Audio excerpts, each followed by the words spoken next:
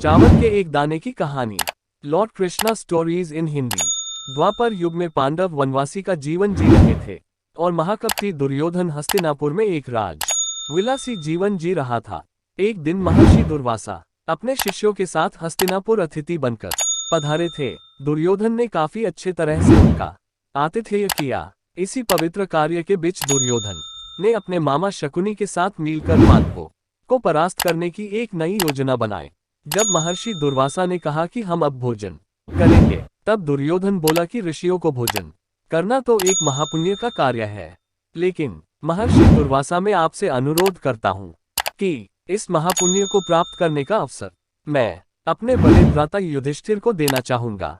इतना कहकर दुर्योधन ने महर्षि दुर्वासा और उनके शिष्यों को नजदीक के वन में बसे युधिष्ठिर की कुटिया में भोजन करने के लिए भेज दिया, क्योंकि वह जानता था कि दोपहर के उस समय पांडव द्रौपदी सहित खाना खा चुके होंगे और कुटिया में अन्न शेष नहीं होगा। कुछ ही समय में महर्षि दुर्वासा अपने शिष्यों के साथ पांडवों की कुटिया के सामने थे। वहां युधिष्ठिर ने उनका बड़े आदर के साथ स्वागत किया। महर्षि दुर्वासा ने युधिष्ठिर को दुर्योधन के साथ हुआ अपना वार्तालाप बता दिया और कहा कि मैं और मेरे शिष्य स्नान के पश्चात भोजन ग्रहण करेंगे। इतना कहकर वह सभी ऋषिगण स्नान करने के लिए नदी पर की गए। धर्मराज युधिष्ठिर ने यह बात तुरंत जाकर द्रौपदी को बताए। द्रौपदी ने कहा, इस वक्त तो हमारे पास कुछ भी भोजन शेष नहीं है। द्रौपदी का दिल ये सोचकर घबराने लगा, अगर ऋषियों को भोजन नहीं कराया तो उन्हें महर्षि दुर्वासा के क्रोध और शाप का पात्र बनाना पड़ेगा। उस कठिन घड़ी में द्रौपदी अपने मित्र सखा कृष्ण को याद करने लगी। उसी वक्त लीलाधर कृष्ण ने द्रौपदी की कुटिया के अंदर प्रवेश किया। उन्हें देखते ही द्रौपदी उनके पास दौड़ती हुई गई और उन्हें अभिवादन करके अपनी समस्या बताने लगी। कृष्ण ने कहा, द्रौपदी तुम्हारी समस्या को कुछ समय के लिए भूल जाओ और सबसे पहले मुझे कुछ खाने को दो, मुझे बड़ी जोरों की भूख लगी है।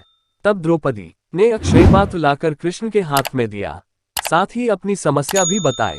महर्षि दुर्वासा और उनके शिष्य कुछ देर में भोजन करने के लिए आने वाले हैं, लेकिन घर में तो जरा सा भी भोजन शेष नहीं है। द्रौपदी की बात सुनकर कृष्ण मुस्कुराए और पात्र में देखने लगे।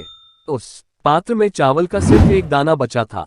वह देखकर भगवान कृष्ण बोले, ये क्या, इसमें तो बहुत खाना बचा है। और वह चावल का वह बचा हुआ दाना उन्होंने खा लिया।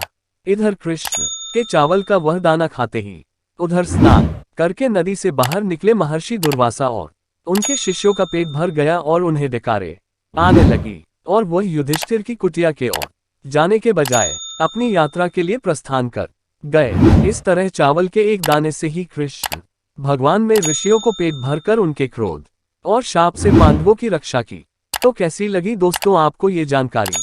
अगर अच्छी लगी तो अपने दोस्तों के साथ शेयर करें। ऐसी ही और अच्छी वीडियो देखने के लिए चैनल को सब्सक्राइब करें।